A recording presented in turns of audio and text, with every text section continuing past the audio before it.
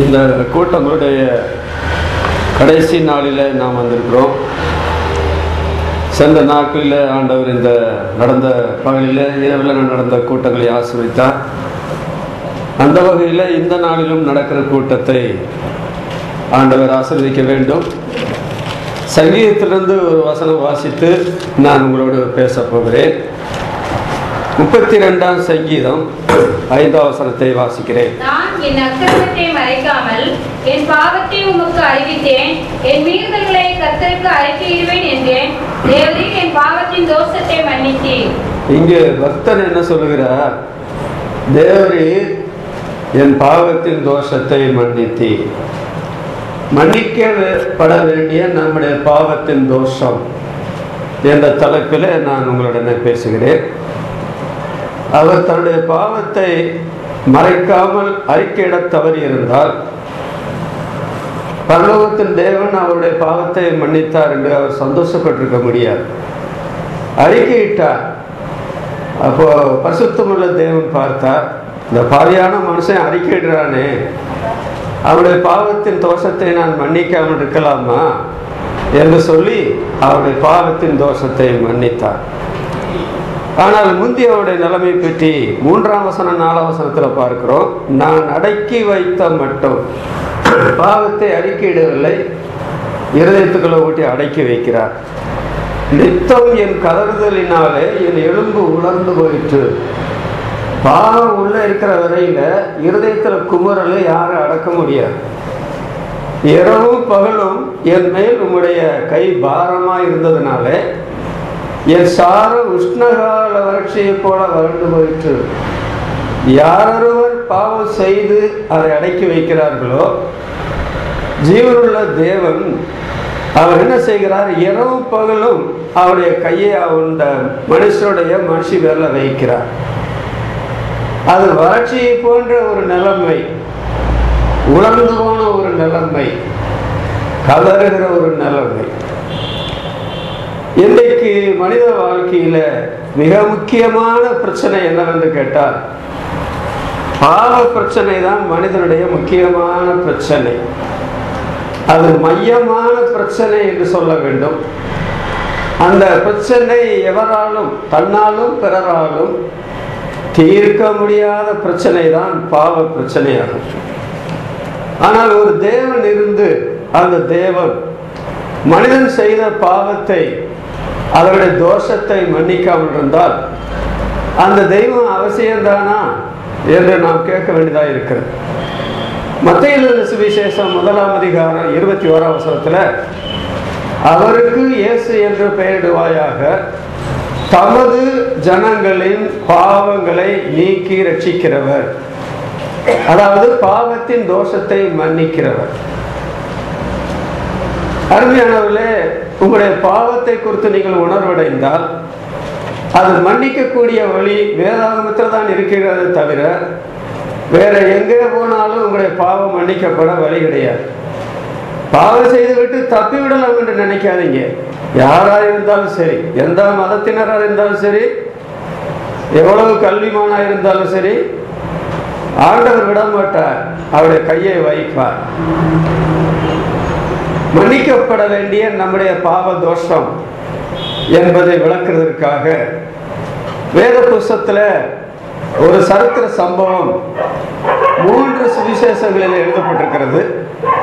அந்த 3 சுவிசேஷங்களில் எழுதப்பட்ட வசனத்தை நான் சொல்லிவிட்டு அதெல்லாம் நான் படித்து என்னுடைய மனதுக்குள்ள வைத்திருக்கிறேன். அதனுடைய விளக்கத்தை நான் உங்களுக்கு சொல்லுகிறேன். மனித வாழ்வில் முக்கிய, அதாவது நடுமைய பிரச்சனை, மனிதனுடைய முதல் பிரச்சனை, தன்னாலும் பிறராலும் தீர்க்க முடியாத பிரச்சனையை ஆண்டவர் இயேசு எப்படி தீர்க்கிறார் என்பதை விளக்குவதற்காக நடந்த சரித்திர சம்பவம் 3 சுவிசேஷத்தில் எழுதப்பட்டிருக்கிறது. அந்த 3 சுவிசேஷத்தில் எழுதப்பட்ட சம்பவம் என்னவென்று சொன்னால், ஒரு திமிர்வாதக்காரனை 4 பேர் சுமந்து கொண்டு வந்து, பெரிய கூட்டமாக இருந்ததுனால அவங்க வீட்டுக்குள்ள அவனை கொண்டு வர முடியாமல் அந்த வீட்டு மேலே ஏறி அந்த தகட்டோடை சிறப்பாக்கி படுக்கையோடு அவனை இறக்குகிறார்கள். இயேசுவானவர் அந்த வீட்டுக்குள்ளே இருக்கிறார். அவர் சொன்ன முதல் வார்த்தை என்னவென்றால், மகனே, உன் பாவங்கள் உனக்கு மன்னிக்கப்பட்டது. அப்ப ஆண்டவர் முக்கியப்படுத்தின காரியம் என்னவென்றால், இவனுக்கு தேவையானது பாவ மன்னிப்பு. இவன் முதல் பிரச்சனை, மத்திய பிரச்சனை. இவனாலும் தீர்க்க முடியாது, வேறு எவனாலும் தீர்க்க முடியாது. நான் அவனுடைய பாவத்தை மன்னிக்கிறேன் என்று சொல்லி, தேவன் ஒருவர் தவிர பாவத்தை மன்னிக்கிறது யார் என்று ஆண்டவரிடத்தில் சொல்றாங்க. அப்ப இவர் தேவன் அல்ல என்பது அவங்களுடைய அபிப்பிராயம். ஆனால் இயேசுவானவர் பாவங்களை மன்னிக்கிறதற்கு மனுஷகுமானுக்கு அதிகாரம் உண்டு என்று சொல்லி அவர் அவனை எழுந்து நடக்க சொன்னார். எழுந்து உன்னுடைய வீட்டுக்கு போய் என்று சொன்னார். அவன் எழுந்து படுக்கை எடுத்துக்கொண்டு தன் வீட்டுக்கு போனான். ஆண்டவர் அவனுடைய பாவத்தை மன்னித்தார். முதல் பிரச்சனை, மைய பிரச்சனை, எவராலும் தீர்க்க முடியாத பிரச்சனையை ஆண்டவர் தீர்த்து வைத்தார். இது 3 சுவிசேஷங்கள் எழுதப்பட்டிருக்கிறது. மத்தேயு எழுதின சுவிசேஷம் 9ஆம் அதிகாரம் 1 முதல் 8 வசனங்கள். மார்க்கு எழுதின சுவிசேஷம் 2ஆம் அதிகாரம் 1 முதல் 12 வசனங்கள். லூக்கா எழுதின சுவிசேஷம் 5ஆம் அதிகாரம் 17ஆம் வசனத்திலிருந்து 26ஆம் வசனம் வரையில இந்த நடந்த சரித்திர சம்பவம் 3 சுவிசேஷங்கள் எழுதப்பட்டிருக்கிறது. அவர்கள் கொண்டு வந்த சந்தர்ப்பத்தை நீங்கள் பார்த்தால் அங்கே சொல்லப்பட்டிருக்கிற காரியம், லூக்கா எழுதின சுவிசேஷம் 5ஆம் அதிகாரம் 17ஆம் வசனத்துல, குணமாக்கத்தக்கதாக கர்த்தருடைய வல்லமை விளங்கிற்று. ஆண்டவர் அற்புதம் செய்கிறதற்கு தேவன் செய்த ஒழுங்கு, தேவனுடைய குணமாக்கும் வல்லமை விளங்கிற்று. நல்ல சமயத்தில் அவங்க அந்த மனுஷனை கொண்டு வந்தாங்க. ஆண்டவர் என்ன செய்கிறார், மகனே, உன் பாவங்கள் உனக்கு மன்னிக்கப்பட்டது. ஆனால் கொண்டு வந்தவர்கள் என்ன நினைச்சிருப்பாங்க? அவங்க மனுஷர் தானே. ஐயா, இயேசுவே, இந்த மனிதன் பிறந்ததிலிருந்து திமிர்வாதக்காரனா இருக்கிறான், நடக்க முடியாது, படுத்து கிடக்கிறேன், கையை கால அசைக்கலாம், வேற ஒன்றும் செய்ய முடியாது, வாய் திறந்திருக்கு, சாப்பிடலாம், அவ்வளவுதான். ஏதோ அதாவது உயிர் இருக்குது, ஆனால் ஒரு கட்டை போன்ற நிலைமை படுத்திருக்கிறான். அப்போ ஆண்டவர் இயேசுவிடத்தில் அவங்க கொண்டு வந்ததுக்கு காரணம் நீங்க பார்த்தீங்கன்னா, அதுக்கு முந்தி ஆண்டவர் 2-3 அற்புதங்கள் செய்திருக்கிறார். ஒரு முழுவதுமே குஷ்டரோகியா இருந்த ஒருவனை சுகப்படுத்தி இருக்கிறார்.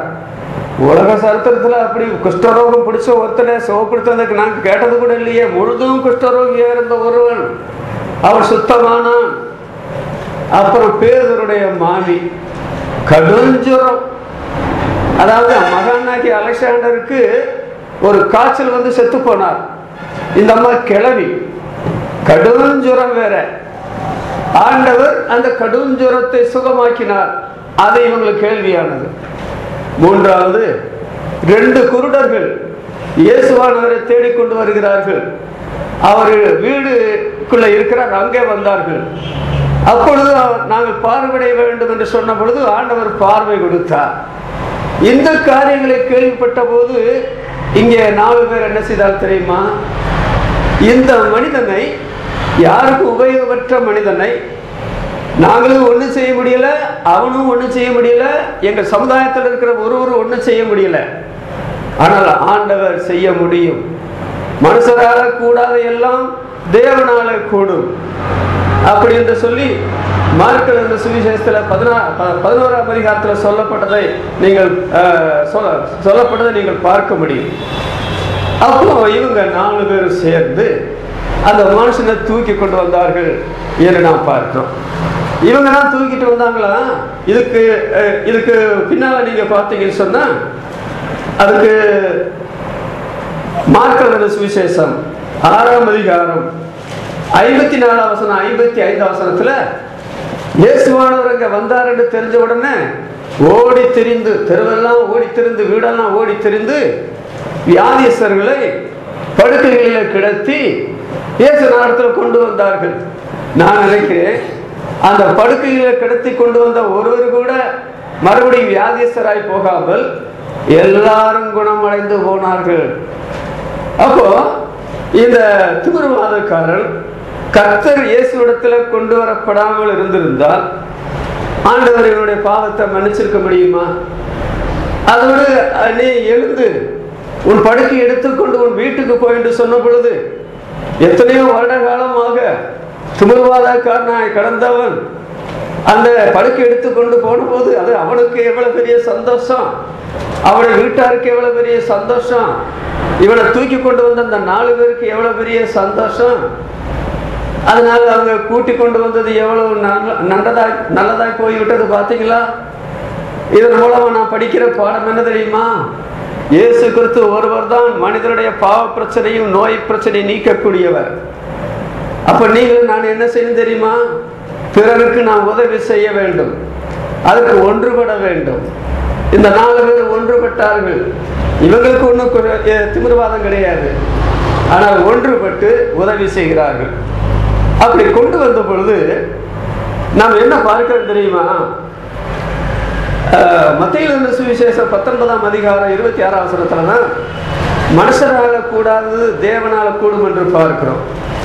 அதே சமயத்தில் மார்க் எழுதின சுவிசேஷம் 9ஆம் அதிகாரம் 23ஆம் வசனம் வாசிக்கும் போது விசுவாசிக்கிறவனுக்கு எல்லாம் கூடும். தேவனுக்கு தானே எல்லாம் கூடும், விசுவாசிக்கிறவன் மனுஷன் தானே, அவனுக்கு எல்லாம் கூடுமா அப்படின்னு கேட்டா அவங்க இந்த எல்லாம் கூடும் செய்யக்கூடும் என்ற தேவனை நம்பி இருக்கிறாங்க. பூவோட சேர்ந்த நாரும் மனம் பெறும் என்ற நிலைமையில அவங்க விசுவாசித்தால் ஆண்டவர் கிரியை செய்கிறார். இங்க பாத்தீங்களா? இந்த 4 பேரும் கொண்டு வந்து அவனை மேல் வீட்டில் ஏறி அந்த தட்டோடுகளை தள்ளிவிட்டு அதற்கு உள்ள இறக்கும் பொழுது பைபிள் சொல்லுகிறது, அந்த 4 பேருடைய விசுவாசத்தை கண்டு ஆண்டவர் அவருடைய பாவத்தை மன்னிக்கிறார், அவருடைய நோயை குணமாக்கினார். அப்ப இந்த 4 பேருக்கு விசுவாசம் இல்லை என்றால் ஆண்டவர் செய்வாரா? 4 பேர் ஒன்றுபடல, உதவி செய்ய வேண்டும் என்று எண்ணம் இல்லை, இவனை கொண்டு வரல. ஏன்னா இயேசு இடத்துல கொண்டு போனா அவர் செய்வாரா செய்ய மாட்டாரான்னு சந்தேகம் இருந்தா இவங்க மேல் வீட்டில் ஏறி தட்டோடுகளை திறப்பாக்கி உள்ள இறக்குறதெல்லாம் வீணா போயிடும். ஆனால் விசுவாசிக்கிறவனுக்கு எல்லாம் கொடுக்கும் என்று வேதம் சொல்லுகிறது. அவருடைய விசுவாசத்தை கண்டு ஆண்டவர் 2 பெரிய அற்புதம் செய்தார். உலகத்துல ஒரு மனிதனுடைய பாவத்தை யாருமே மன்னித்ததாக சரித்திரம் கிடையாது. உலகத்துல ஒரு திமிர்வாதக்காரனான ஒரு மனிதனை பரிபூரணமான சுகம் கொடுத்த சரித்திரமே கிடையாது.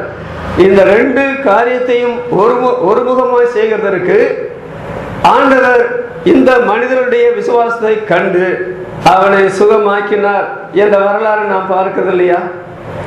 அவங்க கொண்டு வந்த போது நான் நினைக்கிறேன், அவங்க உண்மையான விசுவாசிகளாக இருந்தால் ஆண்டவரே இவனுக்கு முதலாவது பாவம் தான் மன்னிக்கப்படணும், அப்புறம்தான் இவன் நோய் குணமாகணும் அப்படின்னு சொல்லி நினைச்சிருப்பாங்க. ஆனா எனக்கு தெரியாதுங்க, அவங்க அந்த நிலைமையில கொண்டு வந்தாளா என்று நமக்கு தெரியாது. ஆனா சூழ இருக்கிற ஜனங்கள் எல்லாரும் பார்த்து கொண்டிருந்த போது அவங்க என்ன நினைச்சிருப்பாங்க? ஆண்டவர் இயேசுவே, யாருக்காவது உதவி தேவை என்றால் இவனுக்கு தவிர வேற யாருக்கு உதவி தேவை? அவன் படுத்துக்கிட்டு அசைய முடியாம கிடக்கிறான், மரக்கட்ட மாதிரி. இவன் இருக்கிறத விட செத்து போனா கூட நல்லது, பாரமா இருக்கிறேன்.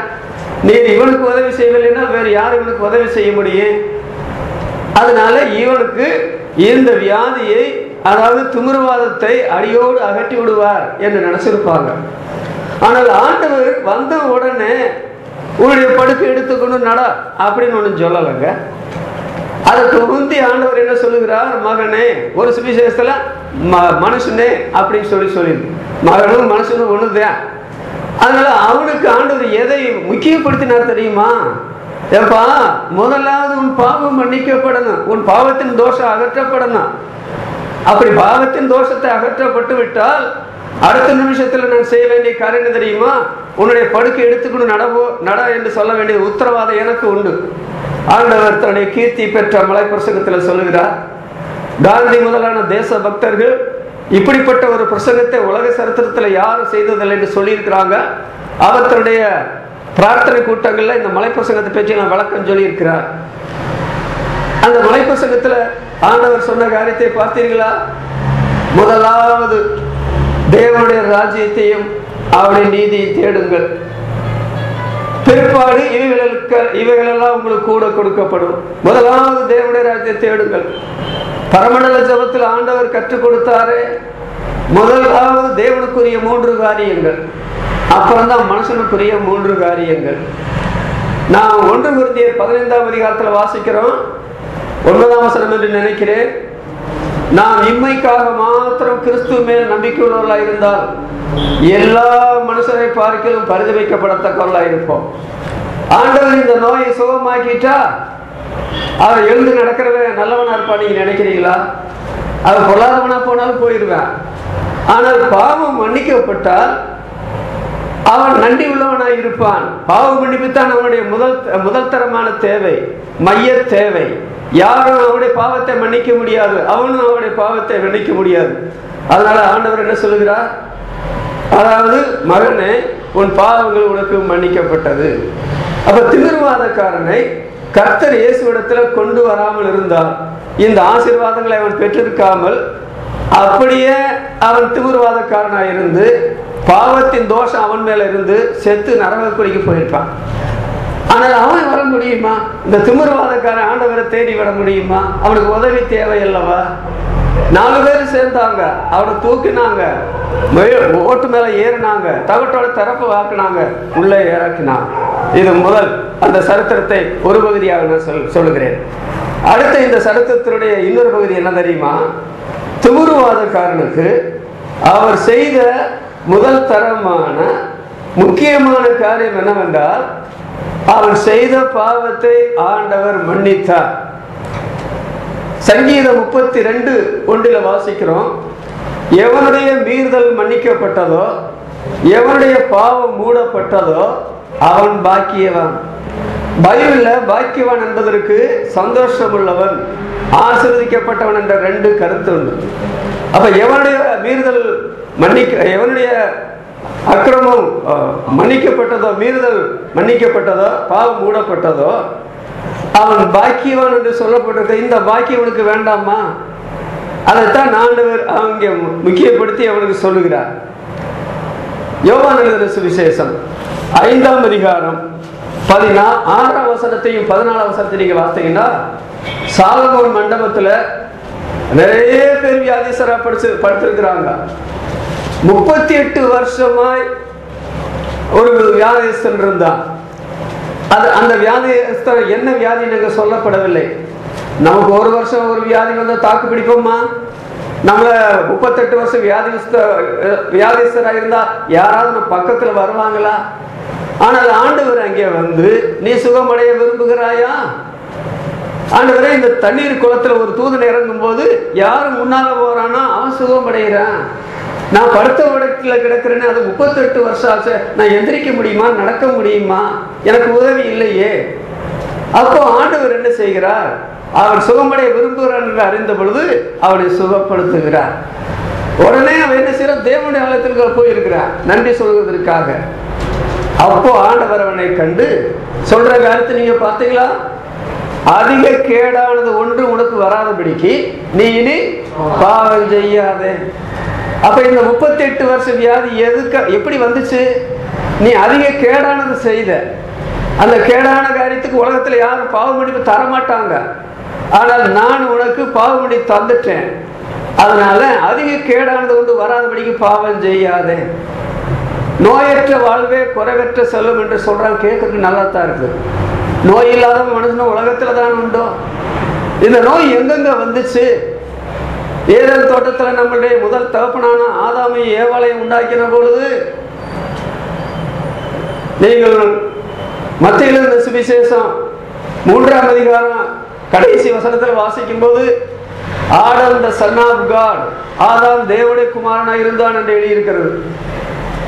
ஏவாள் தேவனுடைய குமார்த்தியாக இருந்தால், கடவுளர்கள் பூமியில இருந்தார்கள். அப்படித்தான் பைபிள் வசனத்துல பார்க்கலாம். அவங்களுக்கு வியாதி கிடையாது. பாவம் என்றால் என்ன என்றே தெரியாது. மோட்சமே பூலோகத்தில் இருந்தது மாதிரி இருந்தது. வஞ்சக சாத்தான் ஏதேன் தோட்டத்துக்குள்ள பிரவேசித்து தேவன் இதை விளக்க வேண்டும் என்று சொன்னதுண்டோ? இல்லை, நீங்க அதை புசிக்கிற நாள்ல சாக மாட்டீங்க, உங்களுடைய கண்கள் திறக்கப்படும். அவரும் தெரியாம சொல்லிட்டாரு, அந்த மரத்தின் கனி நீங்க புசிக்க வேண்டாம், புசித்தா சாகவே சாவின்னு சொன்னதை நீங்க நம்ப வேண்டாம், கடவுள் சொன்னதை நம்ப வேண்டாம், பேயான நான் சொல்றதை நீங்க நம்புங்க. அவங்க பூசிச்சாங்க. கண்ணு திறக்கும் சொன்னா மரணத்தின் மூலமாக எல்லாருடைய கண்ணும் மூடப்பட்டுச்சு. அன்றைக்கு வந்ததுங்க பாவம். நம்முடைய முதல் தகப்பனார் வைத்த சொத்து, அதாவது முதல் சொத்து, மைய சொத்து, அதை நாம உடையவர்களா இருக்கிறோம். அது சொத்து நல்ல சொத்தா மோசமான சொத்து? அந்த பாவம் இல்லை என்றால் வியாதி கிடையாதுங்க. பாவத்தினாலதான் உலகத்துல வியாதி வந்தது. அப்ப ஆண்டவர் பார்த்தார், இப்போ நம்ம வீட்டுல ஒரு அழகான வீடு கட்டி இருக்கிறோம். அந்த அழகான வீட்டுல இந்த 8 கால பூச்சி, செலந்தி பூச்சி, அது வலை கட்டுதுன்னு வைங்க. இங்க ஒரு நாள் வலை கட்டுது, அங்க ஒரு நாள் வலை கட்டுது, அங்க ஒரு நாள் வலை கட்டுது, அங்க ஒரு நாள் வலை கட்டுது. உங்களுக்கு வீடு சுத்தமா இருக்க விரும்புற நீங்க இத்தனை லட்சம் போட்டு வீடு கட்டி இந்த என்ன சொல்ற செலந்தி இப்படி கண்ட இடமெல்லாம் அது வலையை பின்னுதே, இதை எப்படி என்ன செய்யலாம் அப்படின்னு சொல்லி நீங்க தீர்மானம் பண்ணி ஒரு ஆளை பிடிச்சு, ஐயா இந்த செலந்தி கட்டி இருக்கிற வீட்டெல்லாம் சுத்தப்படுத்துங்கன்னு சொன்னா, செலந்தி இருக்கிற வரைக்கும் வீடு அந்த அதாவது வலை பிடிக்கிட்டே தான் இருக்கு. இது ஒரு பெரிய வேலையா போகும். அப்ப அந்த வேலைக்காரர் சொல்றாரு, ஐயா நீங்க ஏன் இந்த மாதிரி கஷ்டப்படுறீங்க, நானுக்கு கஷ்டமா தரேன், எனக்கு வீணா சம்பளம் கொடுக்குறீங்க, அந்த செலந்தி பூச்சி அடிச்சு கொண்டுருங்க. அப்ப என்ன நடக்கும்? இனி அது வலை கட்டாதுல்ல. அப்பதான் இந்த வீட்டுக்காரருக்கு யோசனை, ஆமா உண்மைதான், செலந்தையை கொன்று இனி அது வீடு கட்டுமா? அப்ப இயேசுவானவர் சிலுவையில மரிக்கும் பொழுது 7 திருவசனங்கள் 7 என்று சொல்றாங்க. அதில் முதல் அவர் செய்த ஜெபம் என்ன தெரியுமா? பிதாவை நோக்கி, பிதாவே இவர்களுக்கு மன்னி, தாங்கள் செய்கிறது என்னதென்று அறியாதிருக்கிறார்களே அப்படின்னு சொன்னா, பாவம் செய்தால் அதற்குள்ள விளைவு மனுஷன் சிந்திக்கிறதே கிடையாது. ஒருத்தரை கொலை பண்ணிடுறான், அவனை புதுசா என்ன செய்வாங்க, நீதிமன்றத்தில் நிறுத்தி சிறைக்குள்ள போடுவாங்கல்ல, அவன் சிந்திக்கிறதுல கொலை பண்ணி போடுறான். இன்னொன்று அறியாமல் செய்கிறார்கள் சொல்லும்போது, சிலுவையில மரிக்கிற ஆண்டவர் யார் சொல்லுங்க? அவர் தேவனுடைய ஒரே பேரர் குமாரன் அல்லவா? 1000-10000 தேவதூதருடைய அதிகாரி அல்லவா? இந்த காணப்படுகிற எல்லா உலகத்துக்கு சொந்தக்காரர் அல்லவா? அப்படிப்பட்டவரை அறியாமல் சிலுவையில கொண்டு போய் வைத்திருக்கிறார்கள். மகிமையின் கர்த்தர் அவர், அப்படித்தான் வேதம் சொல்லுகிறது. அங்க ஆண்டவர் சொன்ன காரியம், பிதாவே இவளுக்கு மன்னியும். மன்னிப்பு தாங்க வாழ்க்கையில மனிதனுக்கு முதலாவது அவசியமான ஒரு காரியம். அதனால ஆண்டவர் கடைசி சொட்டு ரத்த வரையில சிலுவையில அவர் ரத்தம் சிந்தினார். 1 யோவான் 1ஆம் அதிகாரம் 7ஆம் வசனத்தை வாசிக்கும் போது, தேவகுமாரனாகிய இயேசு கிறிஸ்துவின் ரத்தம் சகல பாவங்களையும் கழுவி நம்மை சுத்திகரிக்கிறது என்று எழுதப்பட்டிருக்கிற காரியத்தை நீங்க பார்த்தீங்களா? அப்போ இந்த மனிதனை ஆண்டவர் சந்திக்கும் பொழுது, அவன் திமிர்வாதக்காரனாக இருந்தாலும் கடவுள் உண்டாக்கின மனுஷன் தானே. பைபிள் சொல்லுகிறது, ஒரு மனுஷன் உலகம் முழுவதையும் ஆதாயப்படுத்திக் கொண்டாலும் தன் ஆத்துமாவை கெடுத்து நஷ்டப்படுத்தினால் அவனுக்கு என்ன லாபம்? அப்ப இந்த திமிர்வாதக்காரனுடைய ஆத்துமா, இருதயம் இந்த உலகத்தை இருக்கிற விலை விட பெரிது. இன்னொன்று இயேசுவானவர் சொன்னார், மனம் திரும்புகிற ஒரு பாவி நிமித்தம் பரலோகத்துல தேவதூதருக்கு முன்னாலே சந்தோஷம் உண்டாயிருக்கும். இந்த மனுஷன் மனம் திரும்பிட்டா பரலோகத்துல சந்தோஷம் உண்டாயிருக்கும்.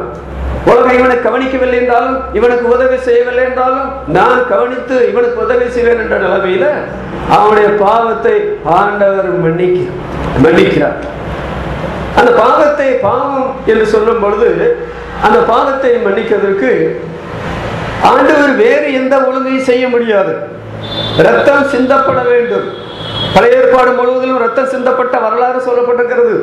மற்ற மார்க்கத்தில் கூட இந்த ரத்தம் சிந்தப்படுகிற பழக்கம் இன்றைக்கு இருக்கிறதை நாம் பார்க்க முடியும். ஆண்டவர் இயேசு தேவாட்டுக்குட்டியாக இந்த உலகத்துல வந்து வாழ்ந்து, இதோ உலகத்தின் பாவத்தை சுமந்து இருக்கிற தேவாட்டுக்குட்டி அவரை சிலுவை மரத்துக்கு ஒப்பு கொடுக்கும் பொழுது வேதம் சொல்லுகிறது, சத்தம் விடாது இருக்கிற வாய் திறவாத ஆட்டுக்குட்டியை போல இருந்தார். எதற்காக? நம்முடைய பாவத்தை என்றைக்குமாக நம்மை விட்டு நீக்கிறதற்காக ஆண்டவர் அவர் சிலுவையில மரித்தார். அதனால முதலாவது நம்முடைய பாவம் மன்னிக்கப்பட வேண்டும். அதை நீங்க உணர்ந்தீங்களா? உலகம் உணர்ந்ததா? அரசியல்வாதிகள் உணர்ந்தார்களா? மார்க்க சம்பந்தப்பட்ட ஆட்கள் உணர்ந்தார்களா? மனுஷர் பாவி என்று சொல்வதற்கு நிறைய காரியங்களை சொல்லலாம். ஆனால் இந்த வசனங்களை நீங்கள் பாருங்கள், வேதத்தில் எழுதி ரொம்ப அருமையான வசனங்கள். அது என்ன தெரியுமா? மனிதன் பாவியா இல்லையா? அவனுக்கு பாவ மன்னிப்பு தேவையா இல்லையா? பாவம் மன்னிக்கப்படாமல் அவன் பரலோகம் போக முடியுமா? பாவம் மன்னிக்கப்படாமல் அவனுடைய கொடூர வியாதிகளிலிருந்து அவன் விடுதலை அடைய முடியுமா என்று கேட்டால் முடியாது. அப்படிதான் சொல்லணும். 1 யோவான் 5ஆம் அதிகாரம் 19ஆம் வசனம் வாசிக்கையில, உலகம் முழுவதும் பொல்லாங்கானுக்குள் கிடக்கிறது. இந்த நாம் காணுகிற இந்த உலகம் முழுவதும் பொல்லாங்கான், அவன் நல்லவன் அல்ல, அவனுக்குள்ளே கிடக்கிறது.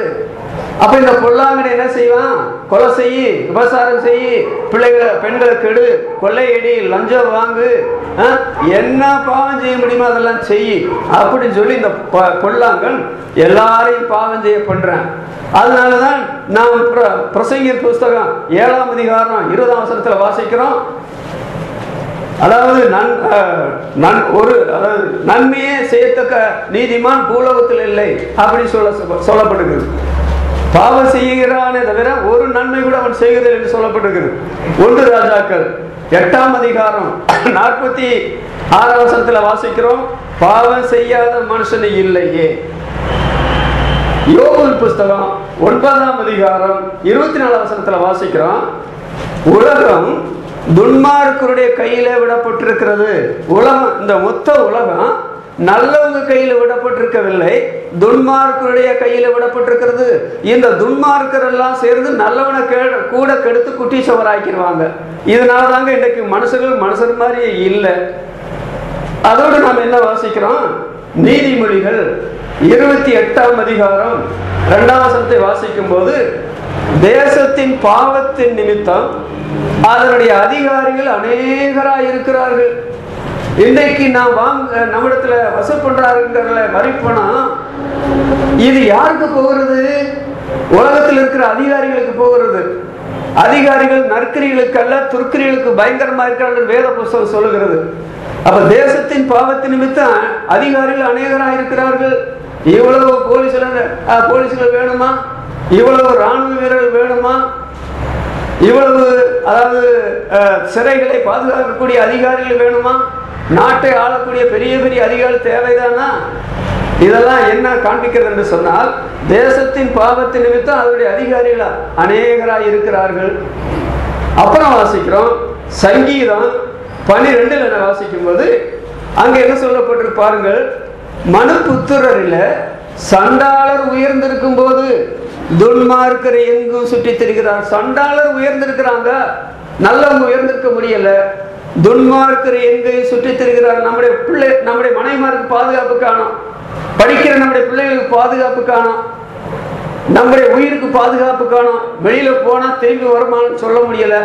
வீட்டுக்குள்ள படுத்திருந்தாலும் அதாவது கிரில கூட பிடுங்கி கொண்டு உள்ள இறங்கி கொலை பண்ணி வீட்டில் இருக்கிற பொருளையும் பணத்தையும் அபகரிச்சுட்டு போறான்.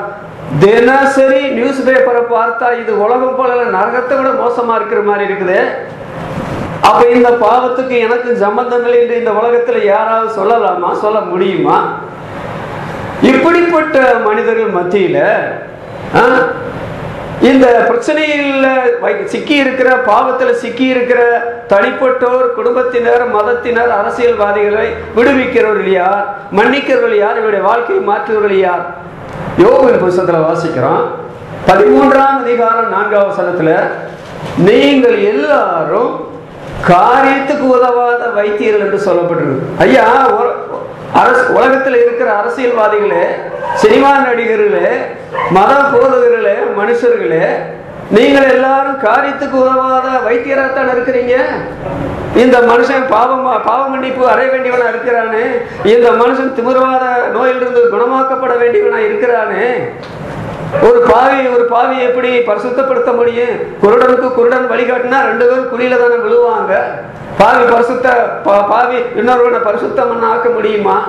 அதனால பரிசுத்தம் உள்ள கடவுள் இந்த பூலோகத்துக்கு வந்து இந்த பாவியை பரிசுத்தம் செய்யும்படி சிலுவை மரத்துல தம்முடைய பரிசுத்த ரத்தத்தை சிந்தினார். நம்முடைய கைகள் செய்த பாவத்துக்காக அவருடைய கைகளில் ஆணிகள், நம்முடைய கால்கள் செய்த பாவத்துக்காக பரிசுத்த பாவத்தில் ஆணிகள், நம்முடைய தலையில செய்த பாவத்துக்காக அவருடைய பரிசுத்த சிரசுல முள் கிரீடம், நம்முடைய உச்சந்தலிலிருந்து உள்ளங்கால் வரையில நாம் செய்த சரீரத்திலும் ஆவியிலும் ஆத்மாவிலும் நாம் செய்த பாவத்துக்காக பரிசுத்தம் உள்ள சரீரத்தை ஆண்டவர் சிலுவை மரணத்துக்கு ஒப்பு கொடுத்தார். அதனால அதன் மூலமாக மாத்திரம்தான் பாவம் செய்த மனுஷனுக்கு பாவ மன்னிப்பு கிடைக்கும். நோயாளியான மனிதனுக்கு நோயிலிருந்து விடுதலை கிடைக்குமே தவிர வேறொரு வழியே கிடையாது. இன்றைக்கு மனிதனுடைய முதல் தரமான தேவை பாவ மன்னிப்பு என்பதை இதை விட கூடுதலை விளக்கட்டுமா? இன்றைக்கு கிறிஸ்தவ ஆலயங்கள் எத்தனை, இந்துக்கள் கோயில்கள் எத்தனை, இஸ்லாமியர் பள்ளிவாசல் எத்தனை கோடான கோடி போட்டு அந்த பெரிய கட்டடங்களை எழுப்பி இருக்கிறார்கள். மனுஷர்கள் கூட அநேக இடங்களில் குடியிருக்க வீடு இல்லையே. கோயிலில் ஊர்ல குடியிருக்க வேண்டாம் என்று நம்முடைய தேசத்துல சொல்றாங்களே. ஆலயம் தொழுவது சாலவும் நன்று சொல்றாங்களே. அப்ப அதனுடைய அர்த்தம் என்னவென்றால், ஐயா, நான் எங்களுடைய முதல் தரமான பிரச்சனை, மைய பிரச்சனை, எவராலும் தீர்க்க முடியாத பிரச்சனை, இங்க எல்லாம் போனா தீர்ந்துருமா அப்படின்னு போன கோடான கோடி மக்கள் போறாங்களே. ஆனால் பாவ மன்னிப்புக்கு ஒரே ஒரு வழிதான் உண்டு. ஆண்டவர் இயேசு சொல்கிறார், வருத்தப்படுகிறவர்களே, பாரத மக்களே, நீங்கள் எல்லாரும் இடத்துல வாருங்கள், நானே வழியும் நானே சத்தியமும் நானே ஜீவனுமாய் இருக்கிறேன், பாவங்களை மன்னிக்க மனுஷகுமாரனுக்கு தான் அதிகாரம் உண்டு என்று சொல்லி ஆண்டவர் இவனை பாவத்தை மன்னித்து அவனுடைய நோயிலிருந்து கூட ஆண்டவர் குணப்படுத்தினார். இங்கே அந்த நடந்த சம்பவத்தை பார்த்த அந்த மக்கள் எல்லாரும் என்ன செய்தா தெரியுமா? அந்த 3 சுவிசேஷத்தில் எழுதப்பட்ட காரியத்தை நீங்கள் பார்த்தால் அவர்கள் ஆச்சரியப்பட்டார்கள், ரொம்ப ஆச்சரியப்பட்டார்கள். ஐயா, அவனை மகனேன்னு சொல்றாரு. அவனை யாராவது மகனேன்னு சொல்லுவாங்களா? இத்தனை வருஷம் ஒருத்தருக்கு ஒரு பிரயோஜனம்லாம் படுத்து கிடக்கிறான், அதாவது உயிர் தான் கட்டையை போல கிடக்கிறான். இவனால உலகத்துல ஒருத்தருக்கு ஒரு நன்மை கிடையாது. ஆனால் இயேசுவானவர் மகனே அப்படி சொல்றாரு. என்ன பாசம் உள்ள தெய்வம் அவர்! கல்வாரியில பாருங்கள், தேவன் தம்முடைய ஒரே பேரான குமாரனை விசுவாசிக்கிறவனேவனோ அவள் கெட்டு போகாமல் நித்திய ஜீவனை அடையும்படிக்கு இவ்வளவாய் தேவன் உலகத்தில் அன்பு கூர்ந்தார். நாம் பாவிகளா இருக்கையில கிறிஸ்து இயேசு நமக்காக மரித்ததினால தேவன் நம்ம மேல் வைத்த தமது அன்பை விளங்க பண்ணுகிறார். அன்புள்ள தேவன் தம்முடைய அன்பை எப்படி விளங்க பண்ணினார்? மனுஷன் செய்த பாவத்துக்காக தம்முடைய குமாரனை சிலுவை மரணத்துக்கு ஒப்பு கொடுத்து இரத்தம் சிந்த வைத்து அதன் மூலமாக மனிதனுடைய சகல பாவங்களை கழுவி சுத்திகரிக்கிறார். வழக்காடு வாருங்கள் என்று கர்த்தர் சொல்லுகிறார். உங்கள் பாவங்கள் சிவேர் என்றிருந்தாலும் அவை பஞ்சை போல வெண்மையாகும் என்று ஆண்டவர் மனிதரை அழைக்கிறார். அரசராக இயேசு பாவத்தை மன்னித்த வரலாறு வேதத்தில் சொல்லப்பட்டிருக்கிறது. ஒரு பாவியான மனுஷி ஆண்டவருடைய சமூகத்தில் வந்து கண்ணீர் விட்டு, அதாவது பாதத்தை துடைத்து பரிமள தைலம் பூசின பொழுது இவள் செய்த அநேக பாவங்கள் மன்னிக்கப்பட்டது என்று ஆண்டவர் சொன்னார். சகேயு என்ற ஒரு மனுஷனுடைய வீட்டுக்கு போன பொழுது ஜனங்கள் சொல்றாங்க, இவர் பாவியான மனுஷனுடைய வீட்டுக்கு தங்குபடி போனார் என்று முறுமுறுத்தாங்க. ஆண்டவர் என்ன செய்தார் தெரியுமா? அவள் தன்னுடைய பாவத்தை அறிக்கை செய்த போது இன்றைக்கு இந்த வீட்டுக்கு ரட்சிப்பு வந்தது, பாவ மன்னிப்பு வந்ததுன்னு சொல்லி ஆண்டவர் சொன்னார். லூக்கா 1ஆம் அதிகாரம் 77ஆம் வசனத்துல ரட்சிப்புக்கு பாவ மன்னிப்பு என்று அங்கே சொல்லப்பட்டிருக்கிறது. ஆகவே அவனுடைய பாவத்தை மன்னிக்கவில்லை என்றால் என்ன நடந்திருக்கும்? அவன் லஞ்சம் வாங்கி இருப்பான். அவனுடைய பாவத்தை ஆண்டவர் மன்னிக்கவில்லை என்றால் அவனுடைய ஆஸ்தி முழுவதை அவனே வச்சு அனுபவிக்கவன செத்து போயிருப்பான். ஆனால் ஆண்டவருடைய பாவத்தை மன்னித்தார். என்ன சொல்றான் பாத்தீங்களா? ஆண்டவரே, என் பாட்டம் பூட்டங்காலத்துல சேர்த்த சொத்து ஆஸ்தி பாதி ஏழைகள் கொடுத்துறேன். அப்புறம் நான் அநியாயமா வாங்கி இருக்கிறேன், லஞ்சம் வாங்கி இருக்கிறேன், சம்பளம் மட்டும் கிம்பளமும் வாங்கி இருக்கிறேன், அதெல்லாம் நாளத்தினே திரும்ப சொல்றேன். ஐயா, இயேசுனார் ஒரு புரட்சிவாதிங்க. இங்க பாருங்க, எங்க ஊர்ல எல்லாரும் வெறுத்த அந்த குட்டையனை சகைவ ஆண்டவர் ரட்சித்தார், அவனுடைய பாவத்தை மன்னித்தார் என்று சொல்லி அந்த ஜனங்கள் சந்தோஷப்பட்டிருக்க மாட்டார்களா? அருமையானவர்களே, அவருடைய முதல் தரமான தேவை என்னவென்றால் அவருடைய பாவம் மன்னிக்கப்பட வேண்டும் என்று ஆண்டவர் சொல்லி ஆண்டவர் அவருடைய பாவத்தை மன்னித்தார் என்று எழுதப்பட்டிருக்கிறது.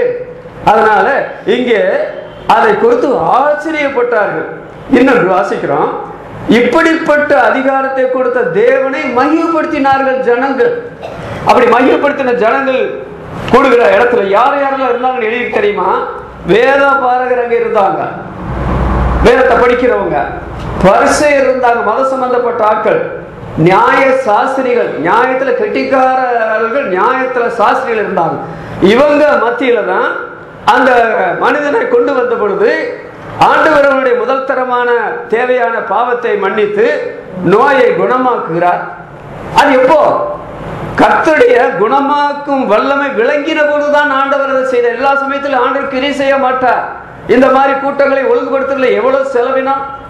இன்றைக்கு ஒருவர் எங்களுக்கு முகமறியாதவர், அதாவது கட்டடத்தை கட்டக்கூடிய அங்கங்க எடுத்து கட்டடத்தை கட்டக்கூடிய பெரியவர், இன்றைக்கு 2000 ரூபாய் கொடுத்து இந்த கேம்புக்கு ஐயா நீங்க செலவு பண்றீங்களா, செலவு பண்ணுங்க அப்படின்னு சொல்லி கொடுத்து விட்ட கிறிஸ்தவர் அல்ல. என்னுடைய மனைவிக்காக ஜெபம் பண்ணுங்க, எங்களுடைய பிள்ளைகளுக்காக ஜெபம் பண்ணுங்க. அவருடைய வாழ்க்கையில வந்த பிரச்சனை என்னன்னு தெரியாது. பல லட்சம் ரூபாய் போட்டு இடங்களை வாங்கி கட்டடத்தை கட்டி விற்கிறவர். அப்ப ஏன் அப்படி செய்கிறார்? அங்கே தேவனுடைய வசனம் சொல்லப்படுறது அது மெய்யான காரியம். அதை பரவட்டும்னு சொல்லி அவருக்கு நல்ல ஆசை இருக்கிறது. இப்படிப்பட்ட அதிகாரம் கொடுத்த தேவனை அந்த ஜனங்கள் மையப்படுத்துறது போல அவர் மையப்படுத்தி இன்றைக்கு எல்லா கிறிஸ்தவ மக்களும் ஒரு காலத்தில் அவரை மறக்காம, அவருடைய குடும்பத்தை மறக்காம ஜெபம் பண்ணுவாங்க. ஆச்சரியப்பட்டார்கள். ஆச்சரியப்பட்டது மாத்திரமல்ல, இப்படி ஒரு காலம் கண்டதில்லை என்று கூட சொல்லிட்டாங்க. நாங்கள் இந்த சமுதாயத்தில் இருக்கிறோம், இப்படி நாங்கள் ஒரு காலத்திலையும் கண்டதில்லையே. ஆண்டவர் பாவத்தை மன்னித்தார், மனுஷகுமாரனுக்கு பாவத்தை மன்னிக்க அதிகாரம் உண்டு என்பதை நிரூபித்தார். அது உண்மைதானா என்பதற்கு அந்த திமிர்வாதக்காரனை எழுந்து வீட்டுக்கு போன்னு சொன்னவன எழுந்து வீட்டுக்கு போனான் என்று சொல்லி அவங்க என்ன செய்தாங்க? தேவனை மகிமைப்படுத்தினாங்க. அது மாத்திரமல்ல, அங்கே சொல்லப்பட்ட காரியம் இந்த யோவான் எழுதின சுவிசேஷம், லூக்கா எழுதின சுவிசேஷம் 5ஆம் அதிகாரம் 26ஆம் வசனத்துல வாசிக்கும் போது அவர் என்ன செய்கிறான்? சுகம் அடைந்து பாவம் மன்னிக்கப்பட்ட உடனே போகிற சமயத்துல அவன் தேவனை மகிமைப்படுத்திக் கொண்டே தன் வீட்டுக்கு போனான். ஜனங்கள் மகிமைப்படுத்தினார்கள் என்பது வேறு காரியம். ஆனால் சுகமடைந்த ஆண்டவரால் பாவம் மன்னிக்கப்பட்ட அந்த மனுஷன் என்ன பண்ணா? தேவனை மகிமைப்படுத்தி கொண்டே போனான். அப்படி சொன்னா இனி அவனுடைய வாழ்க்கையில என்ன தேவையில்லை தெரியுமா? இனி நான் ஒருபோதும் திமிர்வாதக்காரன். நீங்க வேணுமா என் சரீரத்தை வந்து கிட்ட தொட்டு பாருங்க, அந்த வாடையே என்னுடைய சரீரத்துல கிடையாது. நான் இப்பொழுது பரிபூர்ண அதாவது மனுஷனா இருக்கிறேன். அந்த வியாதியிலே வாடையே கிடையாது. திமிர்வாதம் முழுசுமே அகற்றப்பட்டது. அது ஆண்டவர் தானே செய்தார். இன்னொன்று, நான் பாவியிலும் பாவியா இருந்தேன், அதனாலதான் இந்த வியாதி வந்து இவ்வளவு காலம் கஷ்டப்பட்டுட்டேன். ஆண்டவர் என்னுடைய பாவத்தை மன்னிச்சாரு. இனி யாராவது நீங்க வந்து என்ன திமிர்வாதக்காரன் சொல்லி பாருங்க, நீங்க போய் சொல்றீங்கன்னு அர்த்தம். இனி யாராவது என்ன வந்து பாவின்னு சொல்லி பாருங்க, நீங்க போய் சொல்றீங்கன்னு அர்த்தம். நான் திமிர்வாதத்திலிருந்து சுகமடைந்தேன், பாவியா இருந்த நான் பரிசுத்தமான மாற்றப்பட்டுட்டேன். அப்புறம் இந்த 4 பேரை அவன் மறந்துருப்பானா? இந்த 4 பேரை அவன் மறந்துருப்பானா? ஐயா, அவங்க 4 பேர் அவங்களோட தொழிலை விட்டு போட்டு, அந்த 4 பேர் அவங்களுடைய குடும்பத்தை கூட விட்டு போட்டு என்னை சுமக்கிறது ஒரு சுமையா கூட எண்ணாம, அப்புறம் வந்தவங்க உள்ள போக இடமில்லைன்னு சொன்ன உடனே அவங்க திரும்பி போயிருக்கலாமே, ஆனா அதை கூட செய்யலையே. எவ்வளவு பிரயாசத்தோடு அந்த வீட்டுக்கு மேல ஏறினாங்க. அந்த ஓட்ட திறப்பாக்குனாங்களே, அங்க உள்ள இறக்குனாங்களே. அவங்க எனக்கு ஆண்டவர் இயேசு அற்புதம் செய்வார் நம்பினாங்களே, விசுவாசம் உள்ளவங்களா இருந்தாங்களே. அந்த புண்ணியவான்கள் செய்த காரியம் என்னுடைய வாழ்க்கையில எவ்வளவு பெரிய மாற்றம். இனி இந்த வியாதி வருமா? இனி என்ன பாவம் செய்ய முடியுமா? ஆண்டவர் இயேசு ஒரு விவசாயத்துல கையும் மெய்யுமா பிடிக்கப்பட்ட ஒரு ஸ்திரியை கொண்டு வந்தாங்க. யூத பழக்கத்தின்படி, அந்த யோவான் 8ஆம் அதிகாரத்தில் எழுதப்பட்டிருக்கிறது. யூத பழக்கத்தின்படி அப்படிப்பட்ட ஒரு பெண்ணை கல்லெறிஞ்சு கொள்ளணும். எல்லாம் பிடித்து ரோட்ல இழுத்துட்டு வரும்போது அந்த பெண்ணு அவமானம் தாங்கி இருக்காதா? விட்டுருந்தா போய் தூக்குல தொங்கி இருக்க மாட்டாளா? விட மாட்டாங்க. ஆண்டவர் இடத்துல கொண்டு வந்து நிறுத்துறாங்க. நம்முடைய மோசையின் நியாயப்பிரமாணத்தின்படி இவரை கல்லெறிந்து கொள்ள வேண்டும், என்ன சொல்லுகிறேன்? ஆண்டவர் குனிந்து எழுதி கொண்டிருந்தார். மறுபடியும் கேட்கிறாங்க, அவர் மேல குற்ற சுமத்தும்படின்னு பைபிள் எழுதியிருக்குது. ஆனால் மறுபடியும் அவர் எழுதி கொண்டிருந்தார், உங்களிலே பாவம் இல்லாதவன் இவன் மேல கல்லறிய கடவுள். பைபிள் என்ன சொல்லுது தெரியுமா? சிறியோர் முதல் கொண்டு பெரியோர் வரையில கற்களை போட்டு விட்டு போயிட்டாங்க. உன்னை யாரும் ஆக்கினி தீர்ப்புக்கு உட்படுத்தவில்லையா? இல்லை ஆண்டவரே என்று கண்ணீர் விட்டார். நானும் உன்னை ஆக்கினிக்குள்ளாக தீர்க்குதில்லை, நீ போ, இனி பாவம் செய்யாத. இனி பாவம் செய்தா இதே மாதிரி ஜனங்கள் பிடிச்சி உன்னை ரோட்லயே கலந்து கொண்டு ஓடுவாங்க. அப்போ ஆண்டவர் ஒரு பெரிய ஆக்கினை தீர்ப்பிலிருந்து இந்த பெண்ணுக்கு விடுதலை தந்ததுனால இனி அவள் பாவம் செய்வாளா? சொல்லுங்க, இனி பாவம் செய்வாளா? 1 பேதுரு 2ஆம் அதிகாரம் 24ஆம் வசனத்தில் சொல்லப்பட்டிருக்கிறது, நான் பாவங்களுக்கு சேர்த்து, இனி பாவம் செய்ய முடியாது, பாவங்களுக்கு சேர்த்து நீதிக்கு பிழைத்திருக்கும்படிக்கு, பரிசுத்தத்துக்கு பிழைத்திருக்கும்படிக்கு இயேசு தாமே தமது சரீரத்திலே நம்முடைய பாவங்களை சிலுவையின் மேல் சுமந்தார். கொலோசியருக்கு 3ஆம் அதிகாரத்தில் 2ஆம் அதிகாரத்தில் சொல்லப்பட்டிருக்கிறது, ஆண்டவர் துரைத்தனங்களையும் அதிகாரங்களையும் உரிந்து கொண்டு சிலுவையில வெளியரங்கமான கோலமாகி வெற்றி சிறந்தார். அடக்கம் பண்ணப்பட்டு தாம் சொன்னபடியே 3ஆம் நாள் உயிர்த்தெழுந்தார். இன்றைக்கு உலகமெல்லாம் இயேசுநாதர் உயிர்த்தெழுந்தார் என்று அறிவித்துக் கொண்டிருக்கிறார்களே. உங்களுடைய பாவம் மன்னிக்கப்பட நீங்கள் செய்ய வேண்டிய ஒரே ஒரு காரியம் உண்டு. அது என்ன தெரியுமா? ரோமர்கள் நிறுவனம் 10ஆம் அதிகாரம் 9ஆம் வசனத்தில் சொல்லப்பட்டிருக்கிறது, இயேசு கிறிஸ்துவை நீ உன் வாயினால் அறிக்கையிட்டு தேவன் அவரை மரித்தோடத்திலிருந்து எழுப்பினார் என்று உன் இருதயத்தில் விசுவாசித்தால் ரட்சிக்கப்படுவாய். அந்த ரட்சிப்பு என்ற வார்த்தைக்குத்தான் லூக்கா எழுதின சுவிசேஷம் 1ஆம் அதிகாரம் 77ஆம் வசனத்தில் சொல்லப்பட்டிருக்கிறது, பாவ மன்னிப்பு ஆகிய ரட்சிப்பு. 22 வயது வரையில பாவ மன்னிப்புக்கு எனக்கும் காதவெளி தூரம். 1962 வரையில எனக்கும் ஆரோக்கியத்திற்கும் காதவெளி தூரம். எல்லா பாவத்தை செய்து நிம்மதி இழந்து, ஆரோக்கியம் இழந்து, சந்தோஷம் இழந்து, ஒருவரை கூட முகத்துக்கு நேர பார்க்க முடியாதபடிக்கு நான் உலகத்தில் ஏன் பிறந்தேன், ஏன் வாழ்கிறேன், வாழ்க்கையுடைய அர்த்தம் என்ன என்று கதறின பாவி. மதுரை ரோடுகளில் நடந்து கொண்டு போகும் பொழுது ஏறக்குறைய ஒரு 10 கிலோமீட்டராவது நான் நடந்திருப்பேன். அன்றைக்கு தீபாவளி பண்டிகை கோலாகலமாக நடத்தி கொண்டிருக்கிறார்கள். பயங்கரமான வெடிச்சத்தங்கள் மத்தியில் போறேன்.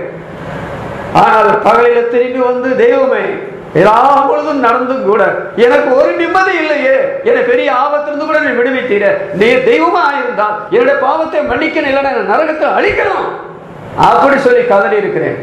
1963ஆம் வருஷம் ஒரு மத்தியான வேளையில 12 மணி இருக்கும்.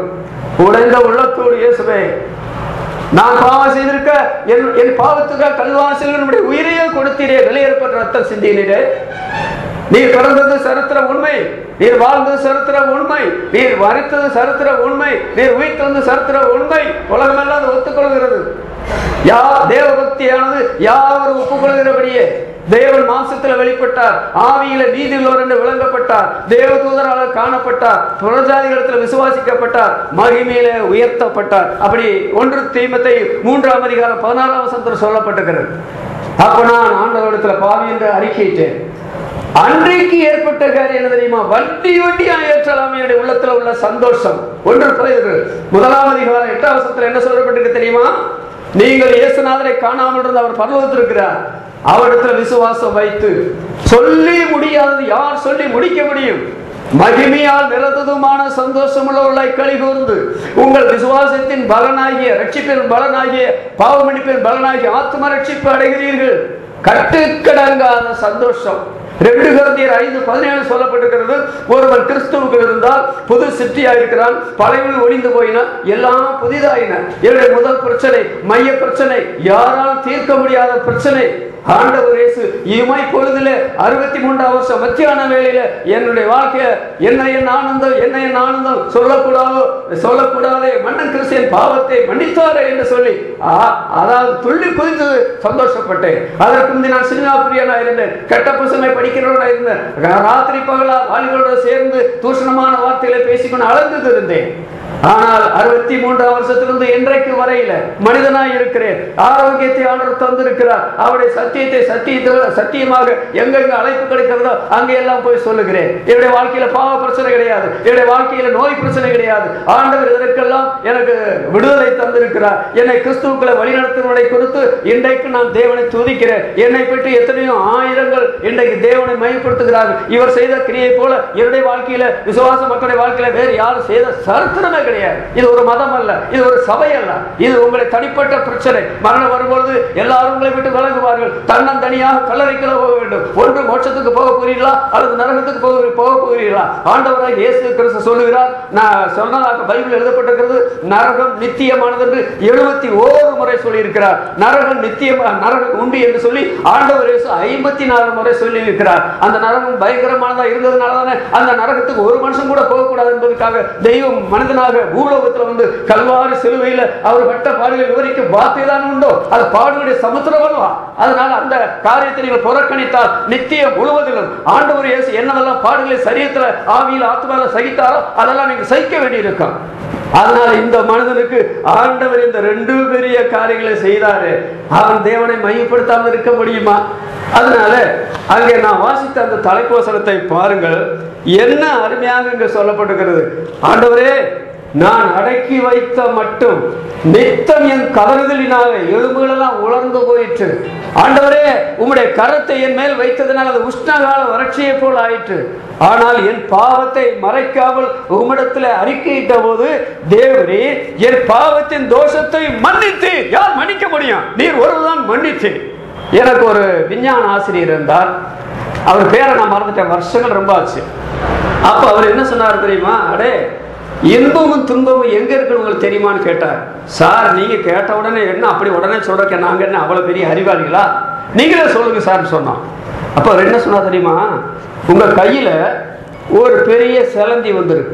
என் வாழ்க்கையில ரொம்ப சிலந்தியில கஷ்டப்பட்டவங்க, இங்க பெரிய கட்டி சிலந்தி வரும், இங்க பெரிய கட்டி சிலந்தி வரும், கழுத்துல கட்டி ரத்த குறைவினால என்னமோ நிறைய அதாவது கட்டி கட்டி அவங்க ரொம்ப கஷ்டப்பட்டிருக்கிறேன்.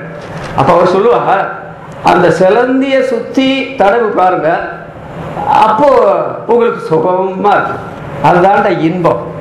ஆனா அந்த சிலந்திய சுத்தி தடவுறத நிப்பாட்டிட்டா விண்டு விண்டு விண்டுன்னு தெரிக்கி, அதுதான்டா துன்பம்னு சொன்னாங்க. பார்த்தீங்களா?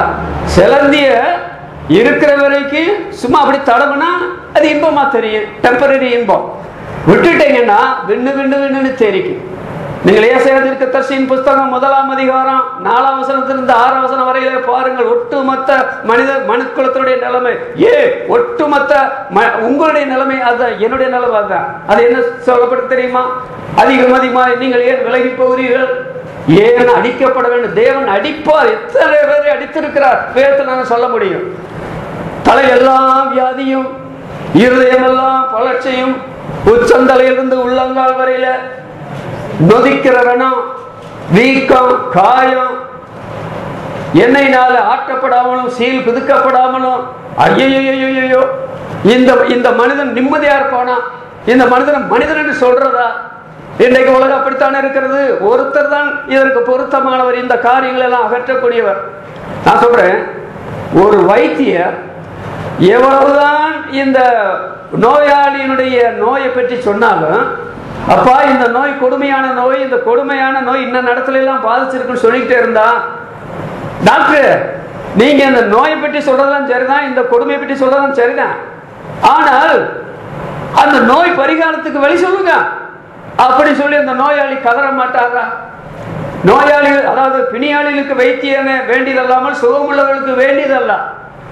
அதனால இன்றைக்கு ஒட்டுமொத்த உலக மக்களுடைய பிரச்சனை என்னவென்றால், அவருடைய முதல் தரமான பாவம், அது முதல் தரம் என்று சொல்லக்கூடாது, முதல் சொத்து மையப்பொருள்.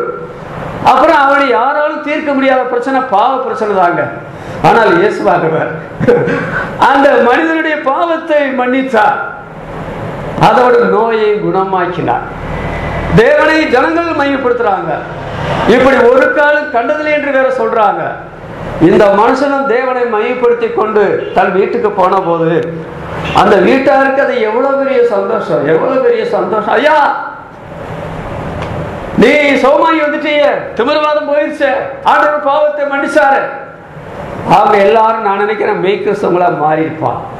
அதனால கேட்ட இந்த செய்தியை நீங்கள் உங்க மனசுல வைத்துக்கொண்டு திட்டமா நீங்க அந்த நிச்சயம் இல்லை என்றால் தேவ சமூகத்தில் அமர்ந்திருக்கும் போது, நான் இன்னும் பாவியாத்தான் இருக்கிறேன், பாவம் செய்திருக்கிறேன், பாவத்தை மறக்கலான்னு பார்க்கிறேன், என்னால பாவத்தை மறக்க முடியல.